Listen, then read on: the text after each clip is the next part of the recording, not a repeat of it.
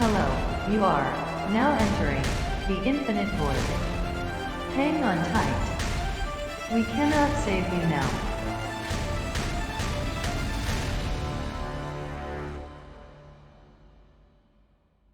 Hello, and welcome to this week's episode. I'm your co-host Matty. And I'm your co-host Jacob. And today's episode, we are starting our three-part series on simulation theory, or the simulation argument, or the simulation hypothesis.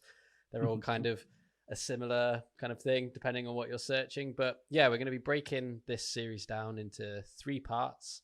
So this episode, the first part is going to be what is simulation theory.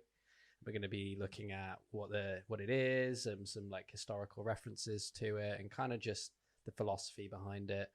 And then episode 2 or part 2 is going to be like simulation technology, technology that supports it in general, and just kind of like ways that we can kind of have a inkling of if we create certain things, it kind of makes the likelihood of other things being more obvious. And then part 3 is going to just be final thoughts, opinions, and ideas. And I think in that episode 2, we'll probably be like discussing what else needs to be discovered to kind of like solidify it or to prove that it's not a thing. And yeah, it'll be kind of more of a discussion episode, but super excited. This is one of my favorite topics. This is probably one of the first topics that got me into podcasts, because I heard about it, naturally loving video games, was like, let's check it out. And then I found a load of crazy conspiracy podcasts that maybe went a little bit too far in some areas. But yeah, I'm excited. What about you? Yeah, you've been talking about simulation theory since way back when we started planning the podcast. This is on the list of things to do. So yeah, I think it's going to be a good one. Personally, I think you said it sometimes verges on the more wacky conspiracy theory side of stuff. So personally, I don't actually have that much sort of understanding of it, but we do quite a bit of research for this series, so hopefully I'll be able to offer something. Yeah. And no, it'd be interesting to go on. Yeah, no, I think that's cool. It's a fun one because like I've seen kind of like both sides of it. You can like fully dive in and go down the rabbit hole of conspiracy theories online, and you can see stuff like the Mandela effect and all these like silly things that you can kind of like relate to it. Or if something happens, it's quite easy for somebody to jokingly say, oh, we live in a simulation because, you know, that was no way ever going to happen, and it has, kind of thing.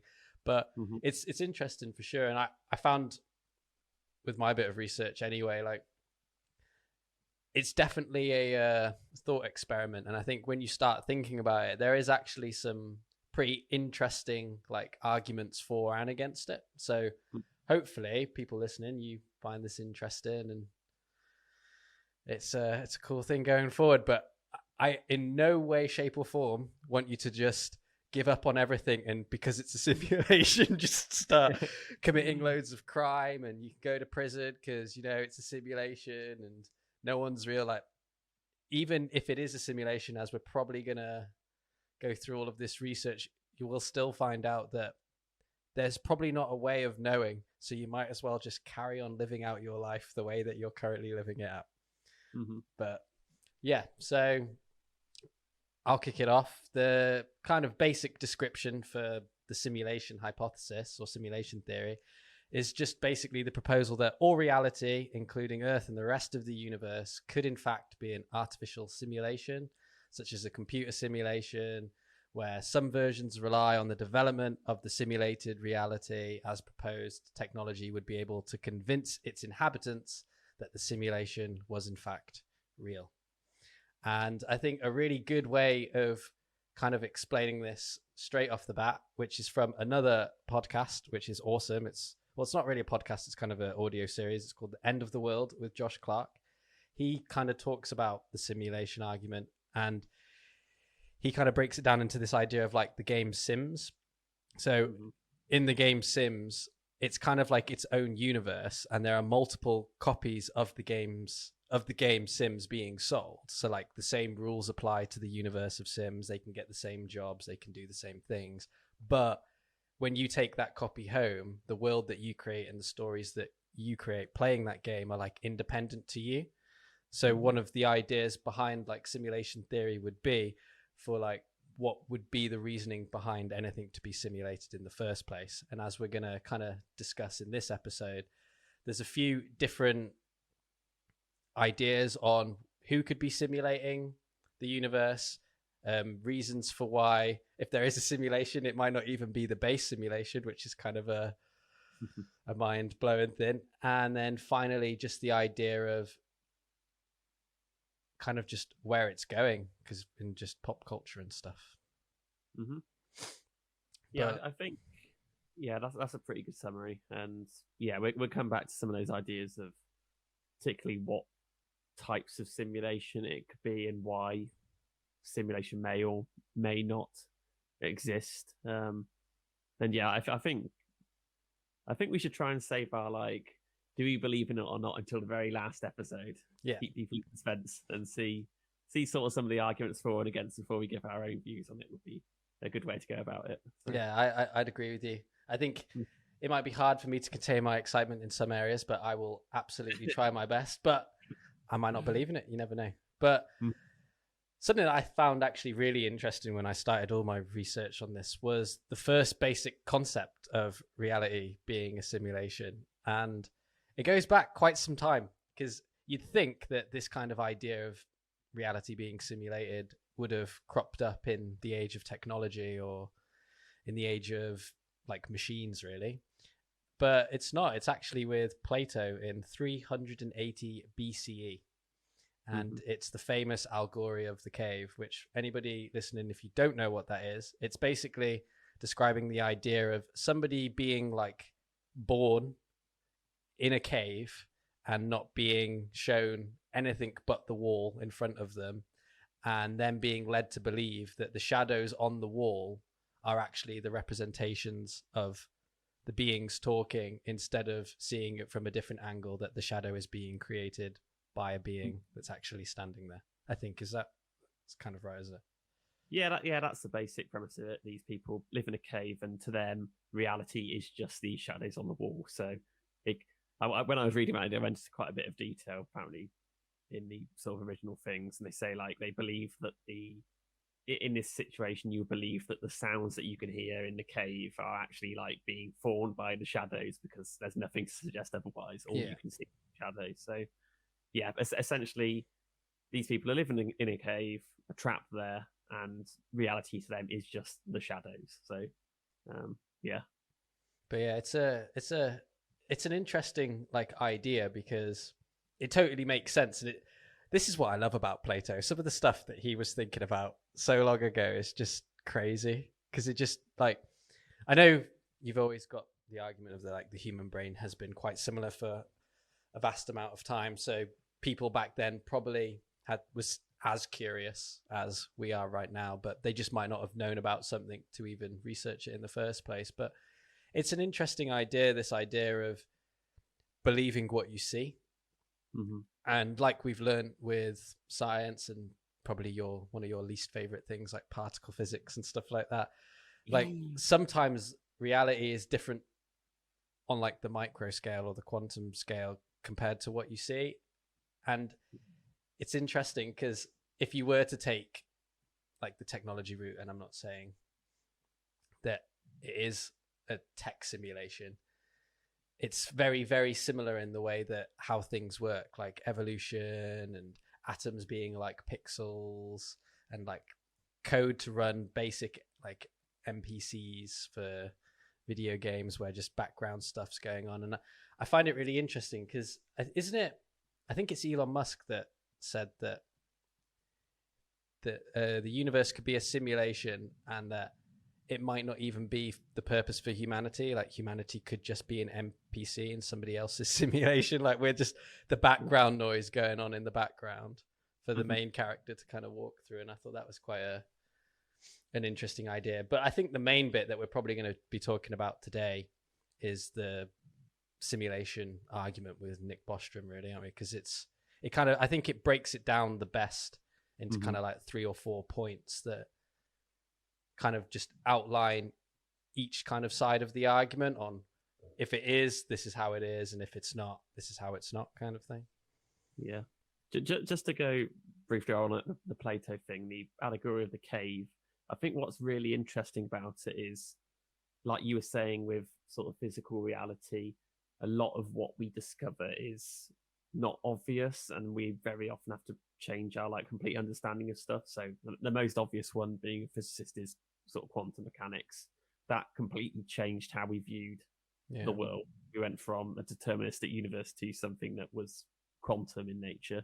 And the allegory of the cave, I think the real power in it is that later on Plato sort of describes how if you were in this cave looking at these shadows, you wouldn't even ever think to leave the cave. You couldn't have any understanding of what that would even be. Yeah. And one way to think about it is almost like dimensions. You know, like we can't think in 4 or 5 or 6 dimensions because it's not something. It's simply not something we can do. It's not in our reality. And the sort of allegory of the cave says about these people, if somehow they manage to escape the cave, they will be sort of released into this world. They would go from like a 2D shadow world to the real world. What would they even make of that? Would they think that that was fake and that was like weird, you know? Then they say that Plato sort of said, well, most likely they would just go back to the cave and sort of shun it and think of it as like a dream. Yeah. Go back to their primitive 2D shadow life, you know? Or maybe they would sort of try to visualize it and try to understand it and go back and tell other people in the cave, and they would sort of shun them as sort of mad.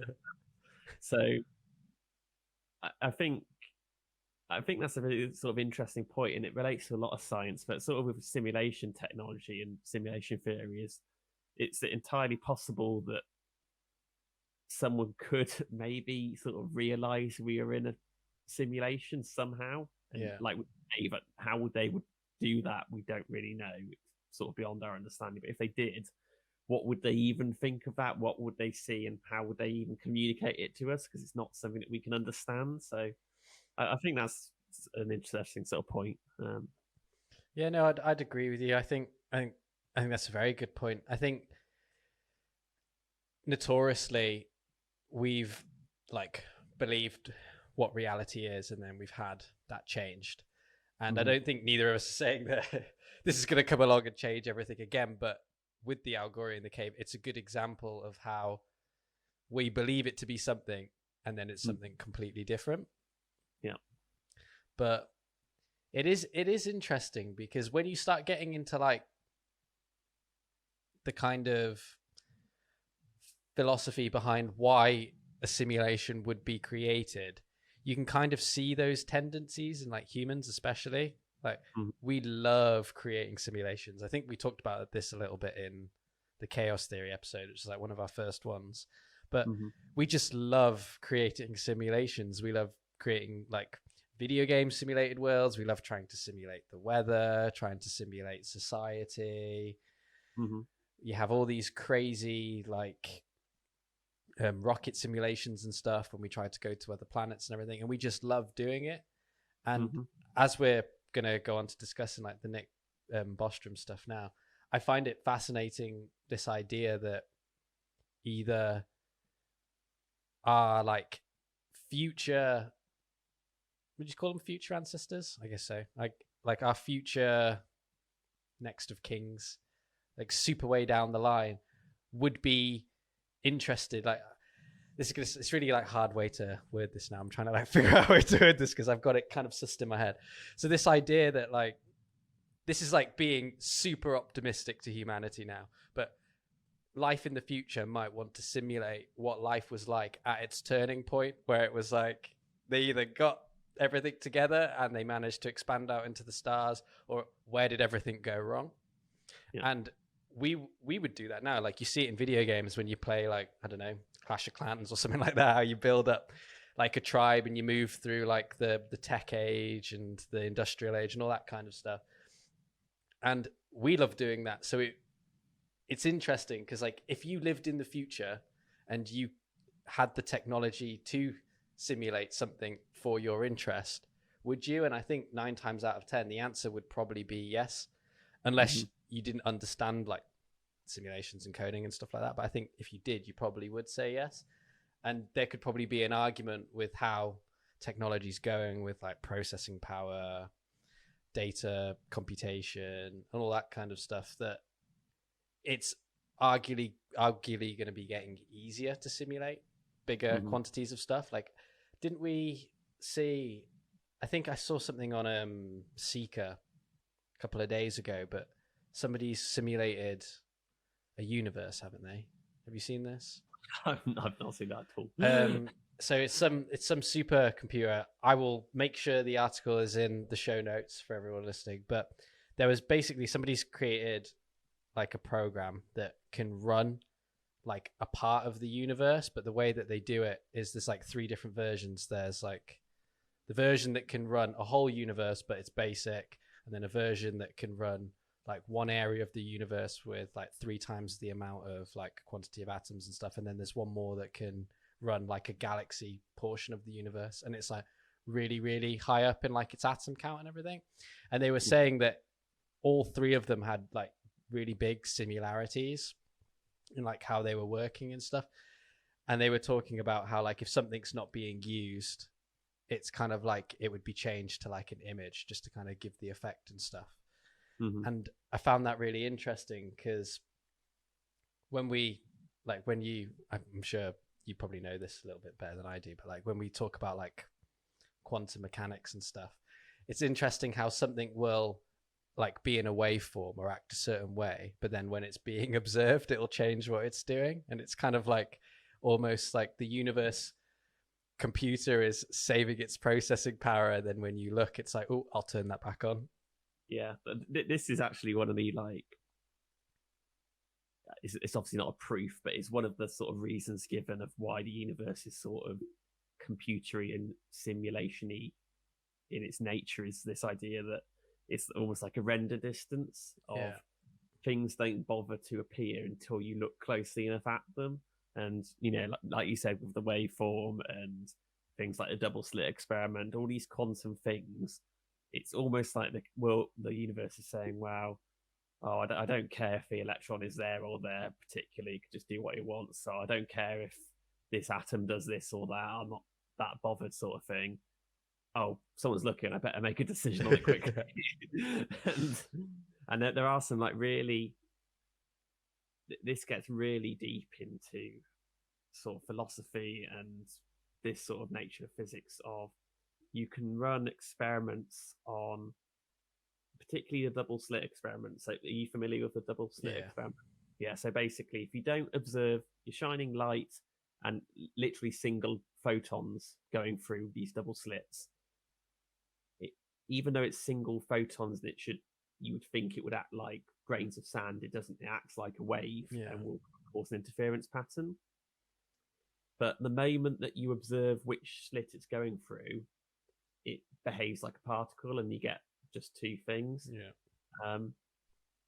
And they've done these amazing experiments where they would do it like that, but then they are able to observe which slit it goes through after the slit it goes through. So the observation isn't directly affecting at the slit. It's not actually affecting which slit it goes through. It's afterwards, but it still causes the wave function to collapse.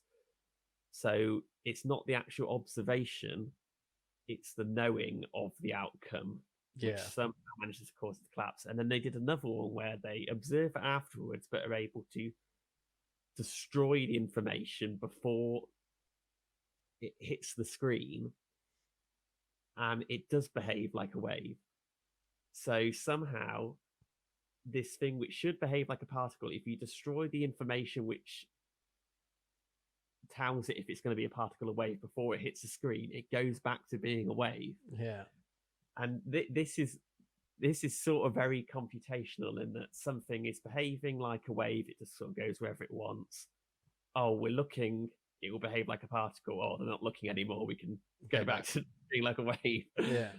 You get into all these sorts of things about how quantum mechanics behaves and the different sort of interpretations of it, which we might even do an episode on at some point. But it becomes very, very odd, and you get this sort of like something about like spooky action at a distance. Something shouldn't be able to affect something elsewhere over long distances without a time delay, but it sort of gets very odd. And yeah, this is exactly it, is that things seem to behave in a way that doesn't make any particular sense. Yeah. Unless, and maybe that's the nature of the universe. Maybe things don't have to make sense, and humans like to make sense of things, and sometimes maybe there just isn't an answer, and it just does what it wants to. But it is weird, because it's almost like the universe has got like intuition.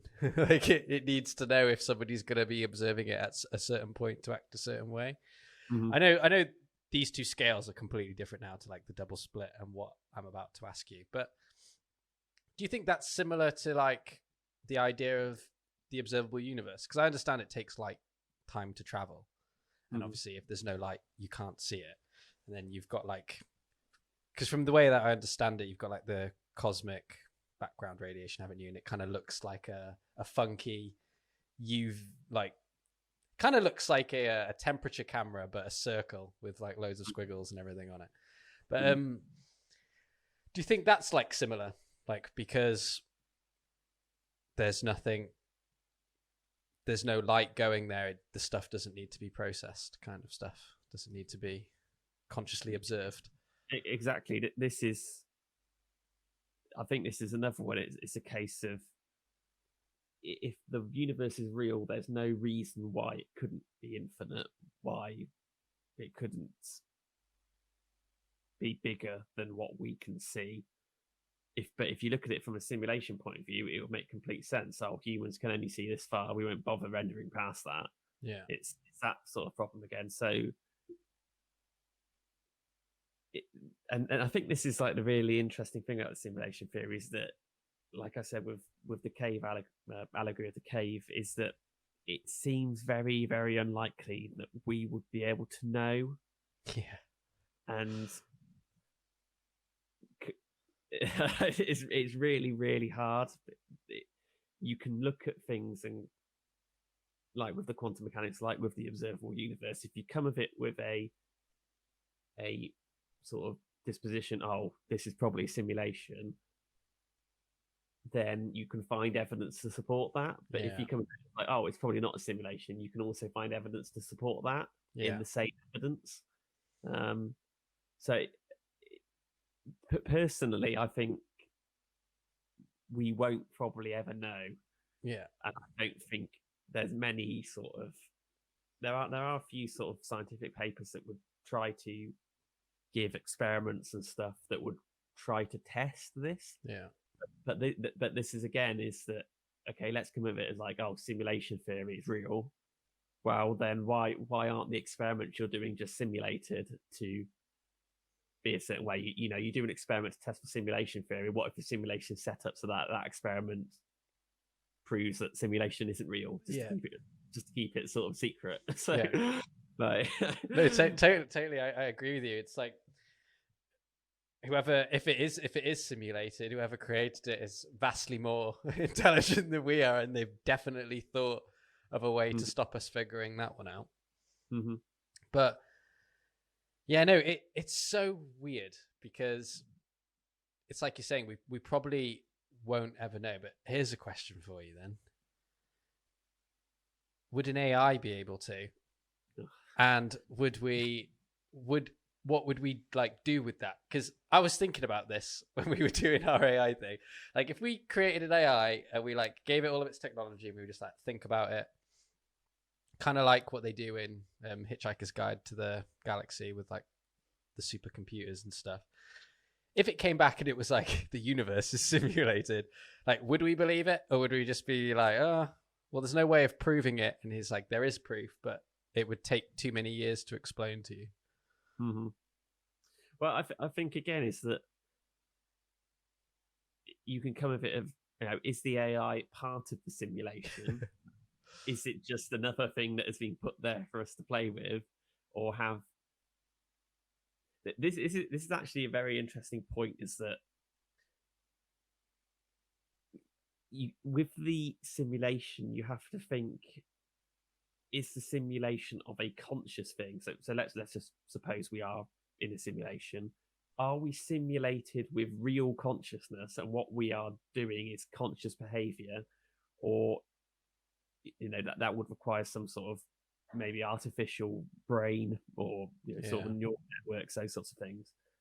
Or do what we think of as consciousness, is that just simulated consciousness? So is it a simulation of real consciousness or a simulation of simulated consciousness? Yeah. But in the first case, so in the case that our consciousness isn't real, it's just a part of the simulation, well, I don't see how we could create an AI that could do anything other than what is in the simulation already.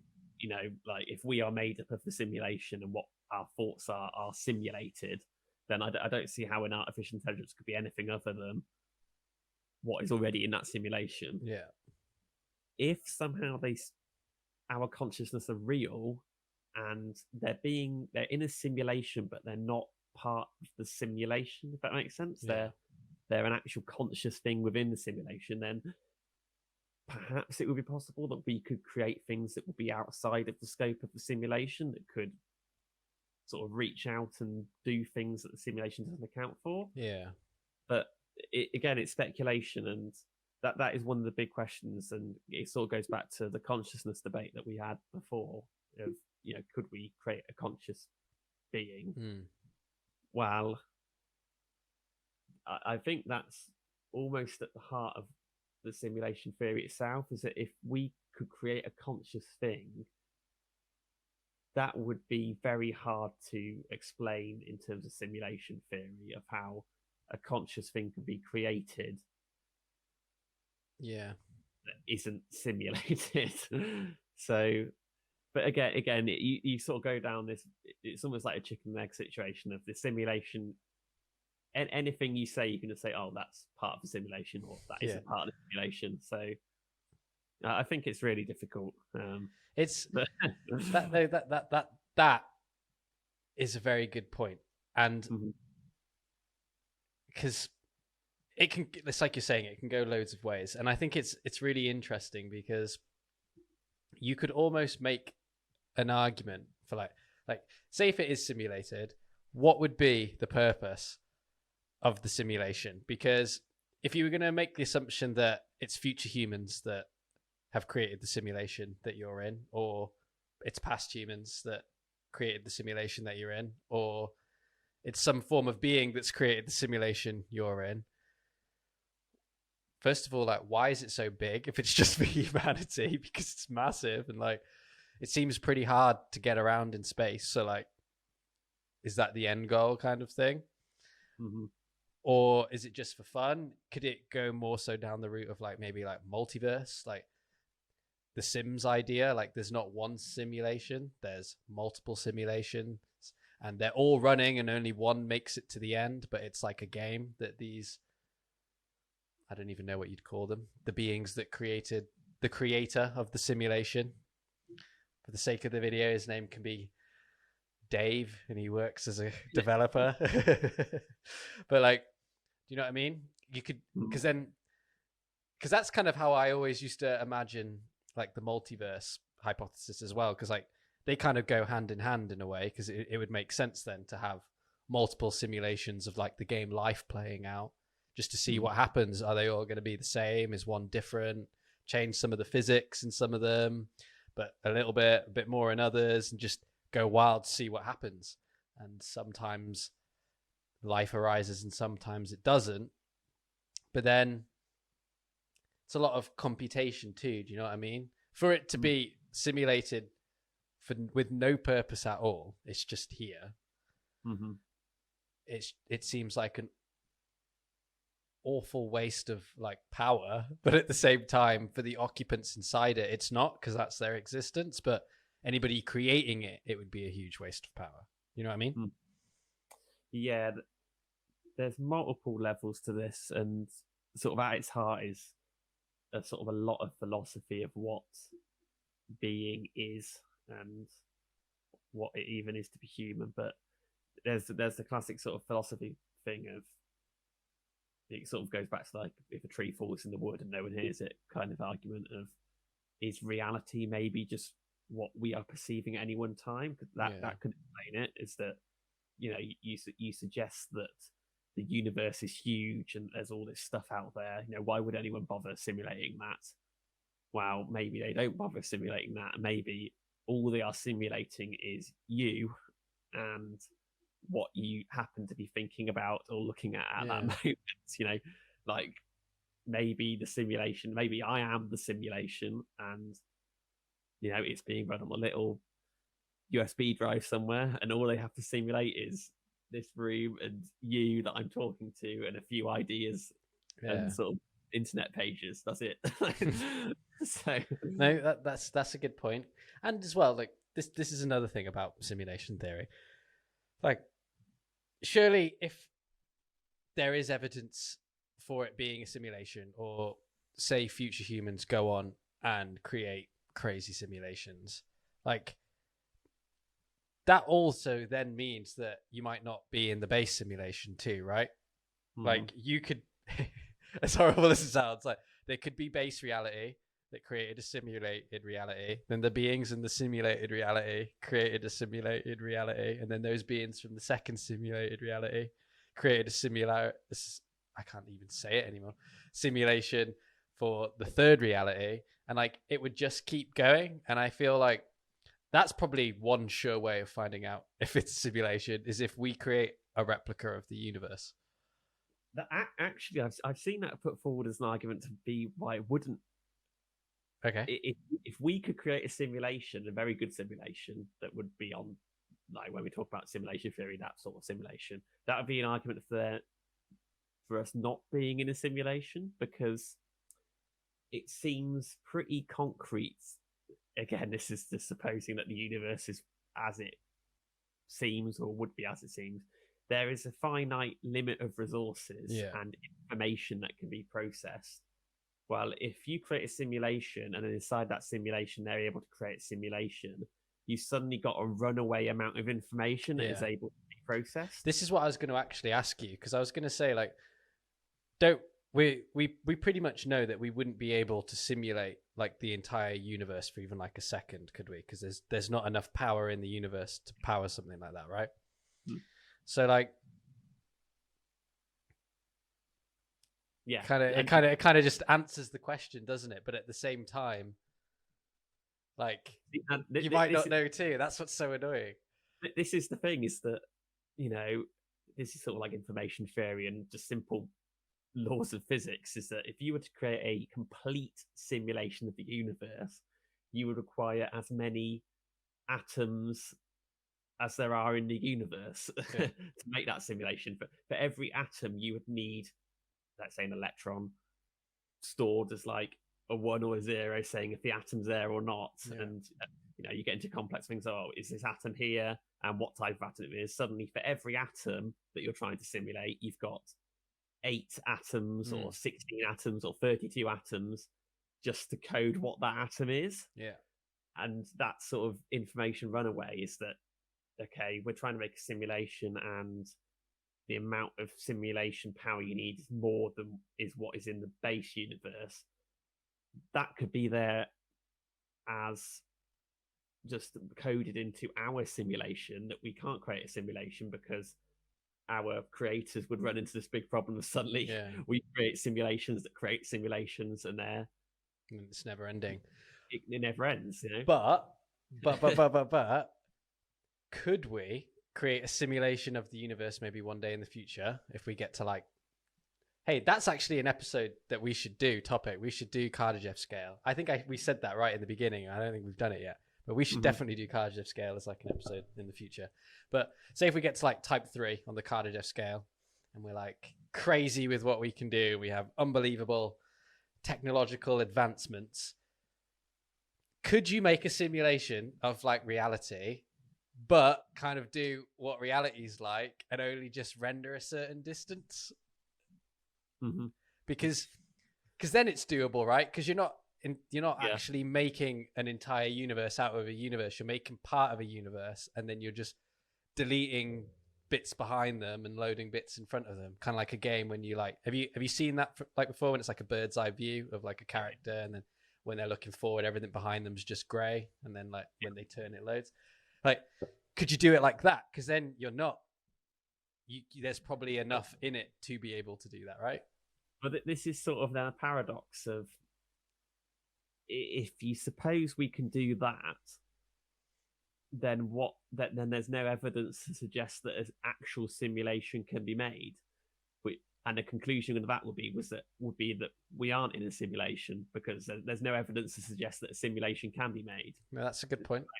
Now, if all we can do, if all that seems possible is that we can do this sort of fake simulation, then how can we possibly simulate it? That makes no sense. But then the reverse of that is that if we can make a simulation, then you're suddenly in a situation where, okay, we can make a simulation. That means simulations can exist, which means that there's a possibility that we're in a simulation. This has kept me up at night so many times, and for no other reason than just because I'm super curious about it. It genuinely proper makes my brain hurt, because it's just it kind of just falls into like all that like philosophy and like existence and stuff, but it is crazy. But this sort of problem of like, why would humans want to do this, and is it possible? That this is sort of Nick Bostrom's argument, isn't it? So he calls it a trilemma. So shall I outline his trilemma? Yeah, go for it. Go for it. Let's do that. So he basically says, so Nick Bostrom is a philosopher, and he sort of is credited with the sort of modern interest and sort of view of simulation theory. A lot of the time, as we said, a lot of the ideas go far, far back, but the sort of modern view that we would typically think about sort of early noughties. And he sort of comes at it of an angle that there's only three sort of options, and one of which has to be true is what puts forward. So he says the first is that he calls it post-human, so these like distant humans that are trying to simulate their ancestors. But that seems like a sensible way to go about it. You know, we try and model our ancestors, so maybe someone in the future will try to model us. AIs could want to see how they were made by humans. He says that option one is that no post-human civilization ever reaches that stage. Basically the probability of that is zero. So this could be something like the Great Filter, everything dies out. Yeah. It's just technologically not possible. There's some sort of, our universe is real, and there's some sort of physical barrier that prevents it. But it's not possible for a civilization to create a simulation. That's the first option. The second one is that no civilization has an interest in making a simulation. It's physically possible, but they just don't want to. Maybe they're just not interested. Maybe there's some sort of like social stigma attached to it, or whatever it may be. They just don't want to simulate stuff. And then the third option is that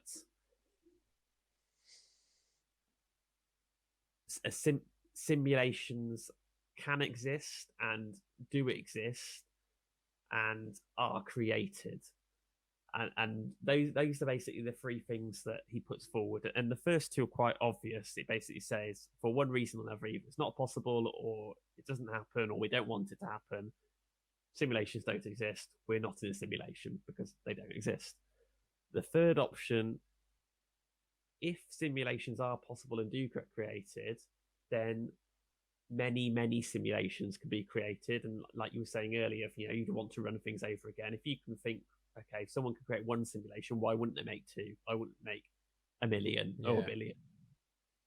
And suddenly then in this situation, the amount of people, simulated people, is vast. There could be billions of copies of our universe. Yeah. So the amount of sort of universes and the people within it that are simulated are much greater than real people. Yeah. In which case, why would we think that we're in the 0.0001% of real people? Why do we think they're the real ones? Just probabilistically, we are more likely to be a simulated one. So, that's the base of it. Is either simulations don't exist or can't exist, or we are probably a simulation. No, it's interesting because I like the last one because it's funny because it like the way that he breaks that down with like the idea that there could if simulators do exist, then there could be like millions of them or billions of them or infinite amounts of simulations. That it is more likely that you're simulated than non-simulated. That does make me laugh. But the second one I find interesting, just this idea that there's no interest in the simulation, because when you look at like our society, and even if like our whole episode on the internet is a good example of that, of just like PC warriors, just like social morals, ethics. Like at the moment, there is a big divide online and like what is okay to do, what isn't okay to do, cancel culture and all that kind of stuff. And if you had the power to create a simulation where the beings in the simulation don't know they're in a simulation, which kind of falls back onto our episode also of like AI with morals and ethics. Like if you can create something that is conscious and can understand feelings and emotions, but doesn't know it's actually real and it's being simulated, should you? Because then you're also like willingly simulating like pain and suffering. There could be an argument for that. Do you know what I mean? Yeah, it's interesting, that second point of, we can create one but we don't. That could be, we sort of seem to be getting to the point now where things like this, not a sort of total simulation, but AI and things are becoming feasible.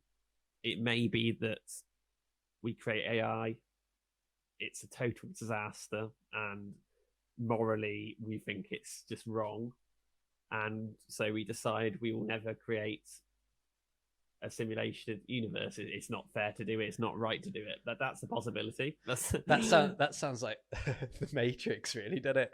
AI, we create AI. The AI rises up, creates a program, plugs us all into it to run itself, and then we all wake up in brains in jars.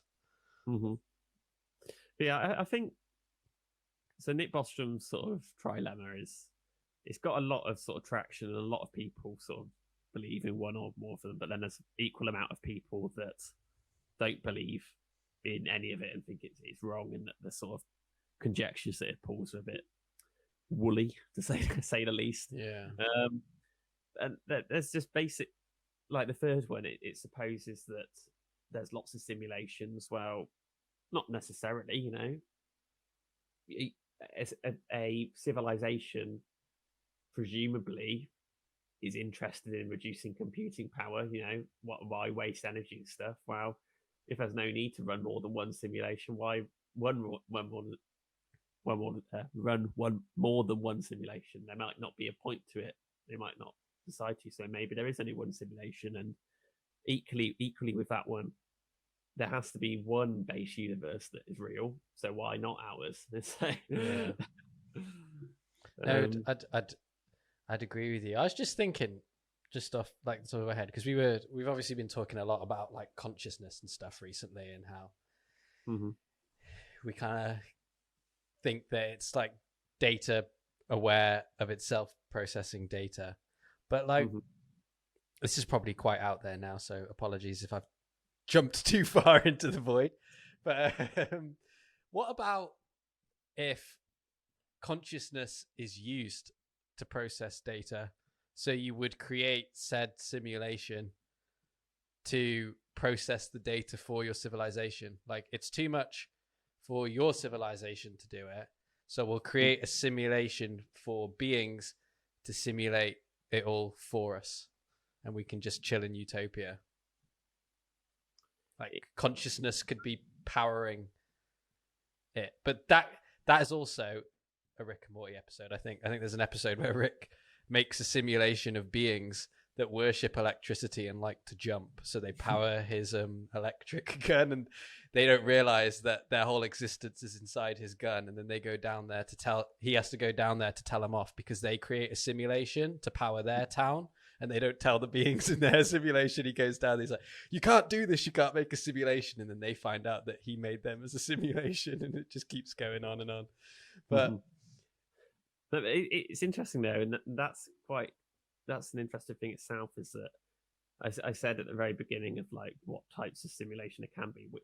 People tend to focus on. I think it's the sort of most obvious one is that a simulation would be like a computer of some sort running a Sims-like game. You know, that's what simulation is. But that's maybe not what a simulation is. Maybe, as I said, simulation is not this sort of computing thing. It could be it's a dream inside a conscious somewhere. You know, maybe that is what a simulation is. Maybe it's literally rats in jars having thoughts. You know, because it seems like conscious things seem to be able to create reality in their own head. You can imagine things and you can experience stuff that isn't real and has no grounding in reality. And you can like go and create things that didn't exist that you've physically brought into existence from like an idea or a dream or a feeling. So it's weird, isn't it? How like consciousness can like, I don't know, sculpture reality, but it's weird because it's just a weird one because I agree with you, like because dreams are another one too.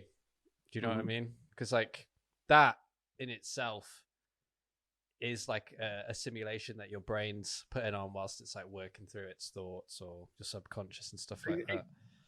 And this is again like the consciousness stuff makes me feel really quite ill. Is that there is no actual way that you can know when you wake up in the morning that isn't just the dream.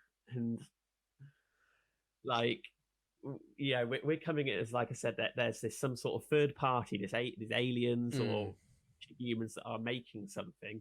Maybe the simulation is you, and this is the simulation of me somewhere else, just daydreaming. And it's such a horrible thought because, like, again, this goes back to like the core philosophy is that there is no possible way that you can distinguish when you wake up. Because like you sometimes have that, you wake up in a dream, but the wake up is in the dream and you're still dreaming. Yeah. Well, maybe that's just this. Maybe like, and it's a really horrible thought that this isn't the reality that we think it is. Like we're maybe still real, but this isn't what reality is. And like I'd agree with you. I get really freaked out when we talk about things like this because I think I mentioned it on an episode before, but like about that idea that you like die and then you wake up and you're like in a shopping mall and your two friends are standing on either side of you and they're like, oh, you just played the game of life but you died, and like you plugged yourself in and it wiped your memory of you like being this person in the mall, and you just thought that this was your life, and then you died and you go back doing whatever you're doing. And that just the whole idea of like reality not being what you think it is is such a weird thing. And it's weird as well because like with simulation theory, it can almost like apply to everything. Do you know what I mean? Like you can go down like philosophical routes, you can go down technology routes. If you really wanted to go down like religious routes, you can as well, with like the creation of like the earth and like gods and all that kind of stuff. And it's really interesting because it seems like the more technologically able that we're becoming, the more we want to like simulate stuff, even if it's for no purpose other than it looks cool. Like like for me, for instance, right now, I don't know if anybody follows me on Twitter that's listening, but I've been doing loads of silly like Blender CAD 3D work and stuff, and just making really, I don't know what you'd call it, probably trippy art, psychedelic art. But like I'm not doing that for any reason other than it's fun. And like we discussed in those AI episodes, when we find out like what happens if data processing is consciousness and my phone's conscious, well, that skull that I rendered and processed would be conscious, and its existence is to look pretty on my screen, and that's it. Do you know what I mean? And like, you can see that there's a trend there. So yeah, it's just weird because in regards to like Nick Bostrom's thing, all three of those have quite a high probability and quite a low probability. Mm-hmm. And it's also based off like the view from here as well. Like we just don't know. And how would you know? And would the simulation have accounted for that and make sure that you can't find out? Mm-hmm. But it's interesting what you're saying about dreams and stuff. Yeah, but personally, like my take on it is, if there is some sort of third party and we are just in a game played by aliens, then so be it. Like, I'll have a good time. That's fine. The scarier one is this sort of like dream simulation, or that we are a daydream, or just some thought of another inside another biological being. That just seems really horrible. I seem to be having like my life now, and like all this is reality, where actual me, this is just like a 2-second dream. Yeah, 2-second dream as I sit in a class somewhere just thinking about nothing. But that is totally possible too, because like when you dream, sometimes they feel like forever, and it's not even been that long. Yeah. So it's so unusual to me, because like humans are just really weird in general. Do you know what I mean? We have no understanding of consciousness. We have this perception of reality that we can just see. And then we have the ability to like process the data and learn from it. But at the same time, we view time as linear, as like a linear thing, when we know it's not, but it's kind of too hard for you to get your head around it. And like you were saying, with like, we're beings of a 3D reality or like dimension, but it's quite, we can kind of understand 4D and 5D because we have like computer graphics and stuff to explain it and the math, but we can't think in like 4D or 5D. And it's just, it's so weird. I find like the more you try and like question it or learn about it, the more crazy and less of an understanding you have. Because this was probably one of like the first things that like really got me into physics and everything, because I literally listened to like a 3-hour podcast episode on simulation theory. My mind was blown, and I was like, right, we're gonna go home, we're gonna learn like basic physics, like really like under like not hard stuff at all, do all like the quizzes and everything, just learn it all, read as many books as possible. And like nobody has like proof for it or against it. And I think as we work through the next episode, especially because we're going to be talking about simulations and technology and stuff, we can kind of talk about where more so it's going. But it's interesting that like throughout history and stuff, it's been on our minds, just this idea that maybe what we're looking at isn't what we're looking at. Yeah. And I think that's interesting in itself, this just idea, because the fact that somebody thought of it exists in our universe, that idea. So but I don't know, it's interesting. But I think we should probably call it there for this first week, otherwise we're going to give everybody an existential crisis, and it's only part 1. But yeah, let's move over into some news for this week. It's been a pretty calm week, I'd say, in regards to space, especially in the last couple of weeks and everything that's been going on. It's been crazy. But do you want to kick it off, or do you want me to?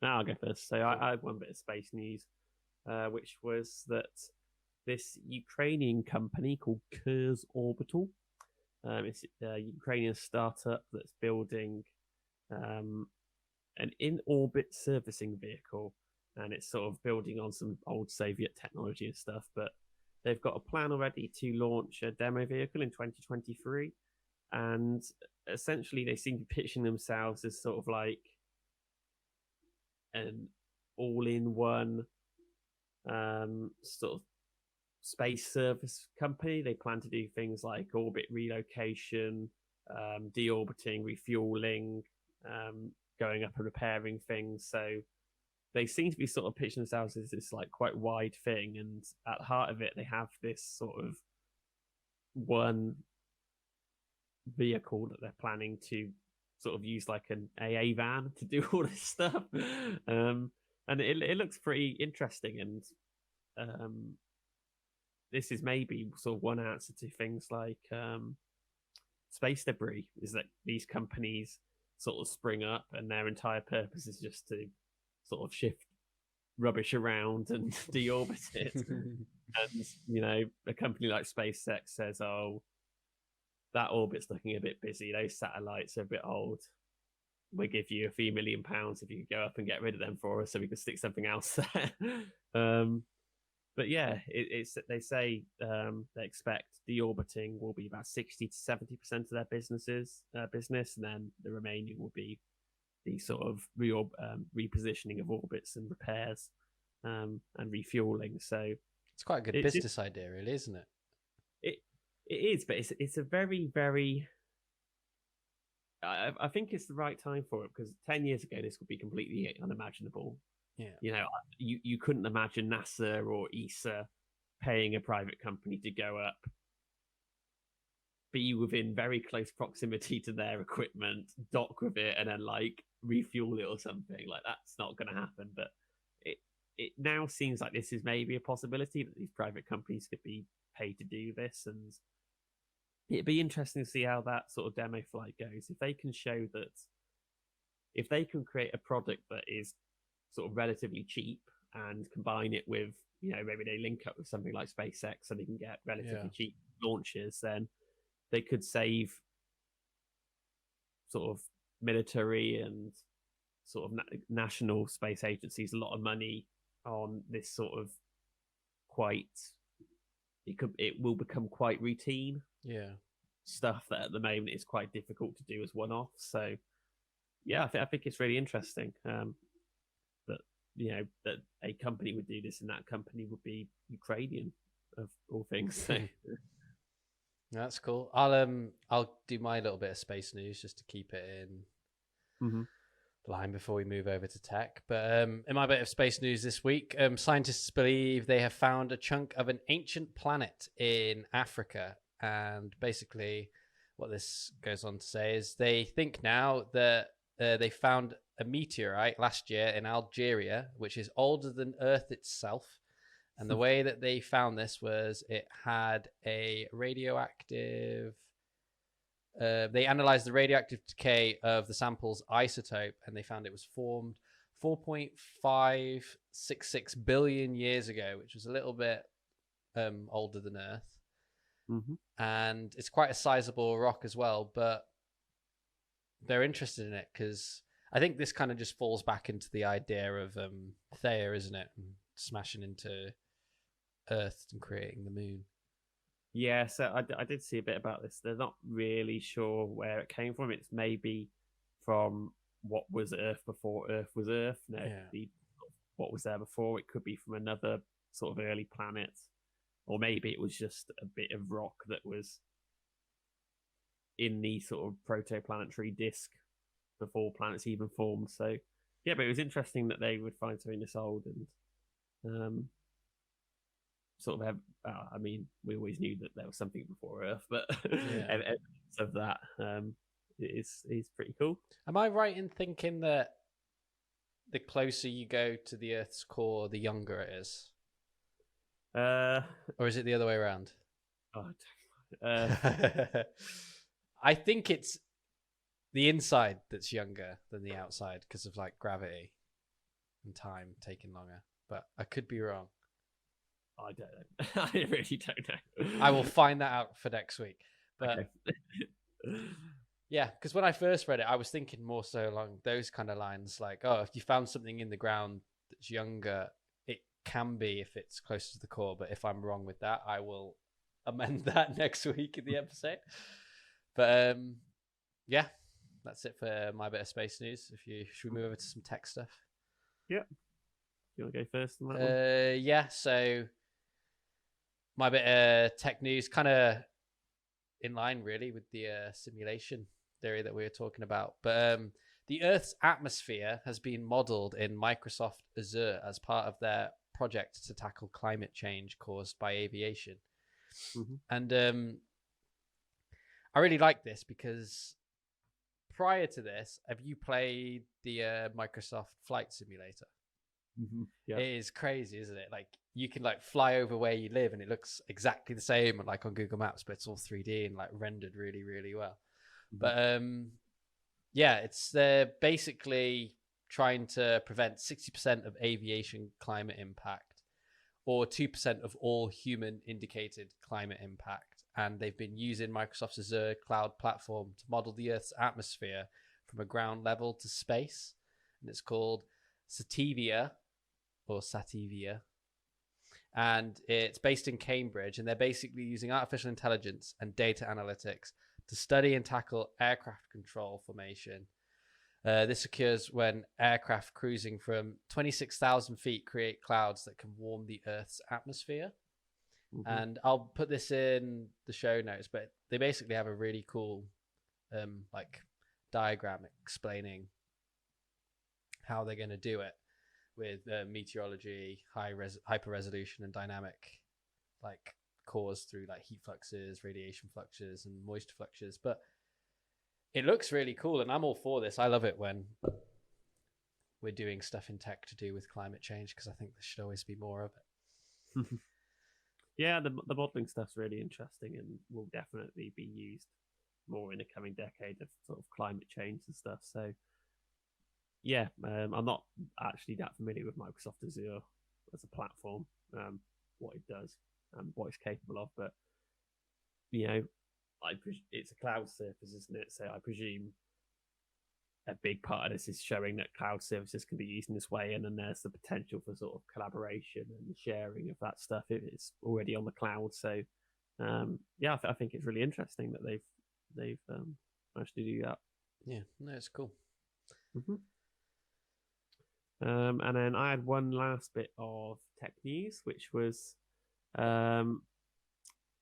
so the article that I saw was about a shop in Sweden, but essentially it's more generally about shops going staff free. So there was another article last week about Amazon opening one of their funky cashless free shops in London. So there's a few in America now, I think, but these shops that sort of have weird cameras that track where you're going and can see what you pick off the shelves and stuff. So by the time you've picked up and walked out of it, it knows what you've taken and sort of charges you. So that was that one. And that was the sort of the angle that I thought they were coming at it.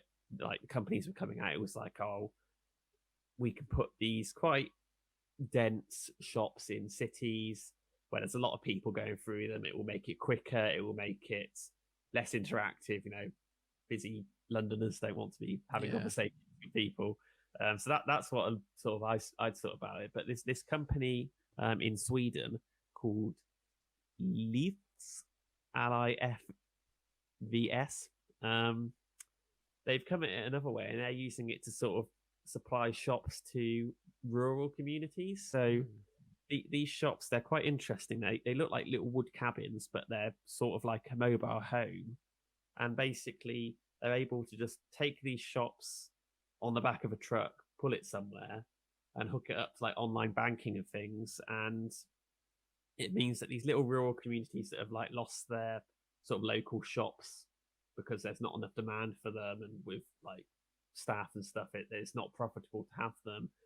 But they're basically staff-free shops in which people sort of sign up for the service and get sort of a mobile app or a card or something, which means that they can literally unlock the shop, walk in, take what they want and scan it on their phone, and then walk out, kind of thing. And in terms of security, I there's obviously the stuff going on the phone, but I don't think it's much more than, there's cameras that, like normal CCTV cameras that watch you. So if things sort of get stolen, they know that you were there at that time and sort of what you were looking at. So it's not like the Amazon solution of literally tracking what you're picking off the shelves. It's literally just a box with stuff in it that you can scan and buy. Yeah.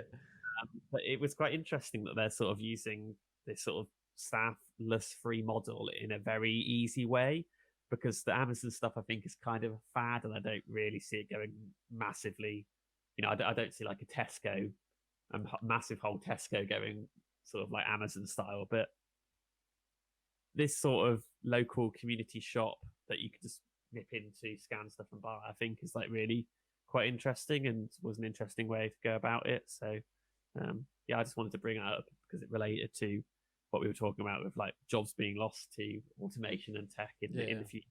I think that's quite cool as well for like just the current times as well, with like pandemics and stuff. Like I can imagine it's quite good where you have a shop that you can kind of go to by yourself and grab stuff in rural areas, and it's not like queued and packed out with people. Mm-hmm. That's cool. Yeah. A lot of people were saying that, particularly now, if they just want to get a few essentials, they don't have to drive to the nearest town or city. They can just go to this little shop, and it's pretty cool. And there's a lot of sort of advantages to it because it's completely modular. They said, if they trial it somewhere and that community doesn't like it, they just put it on the back of the truck, and a week later it's up and running in another village. Yeah. So you'll see that at festivals whenever they go back, they'll be there. Oh yeah, definitely this sort of thing you can see happening. Festivals is actually like a really good one because people are up all hours, and it's entirely feasible that you don't want to have to pay sort of people to sort of do food and drinks at like 4 o'clock in the morning, but someone could just go to a shop, let themselves in, and do it all over the app kind of thing. And it'd be great as well because you wouldn't have to take money to the festival either. Yeah, exactly. That's a cool idea. I like that. Right, then. But yeah, that's all I had for news this week.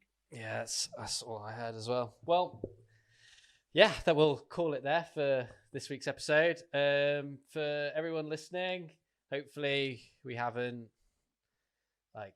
made you too depressed or anything. We're going to be going through this for the next couple of weeks, and yeah, it should be fun. I think the next 2 episodes we'll probably go a little bit more into it. So if you enjoyed this, make sure you come back for part 2 and part 3. And if you're watching us on YouTube, give the video a like and comment down below what your thoughts are on simulation theory, whether or not you believe in it. If you're listening on Apple Podcasts, go and give us a great rating because it helps with us just how we get charted and stuff. And yeah, you can also drop us an email at theinfinitevoidpodcast@gmail.com if you have a future topic suggestion, or if you want access to any of the information from old episodes or anything like that. And you can also hit us up on social media at Infinite Void Pod for Instagram and Twitter. And then you can hit me up at Jacob E. Carson, and you can hit Matty up at the Matty JMP. And we will catch you in the Infinite Void next week for part 2 on simulation theory. Hey everyone, we wanted to take a moment to tell you about our brand new Patreon page. Yeah, so we've devised a load of new goodies that are neatly packaged across 3 different tiers for you. Tiers start at £3 and go all the way up to £10 a month. Just to say, the Patreon is in no way an obligation, and we're going to continue making the podcast as it is freely available across all the platforms. But if you'd like to support us and show your support, you can now. So yeah, head over to patreon.com/Infinite Void Pod for more information.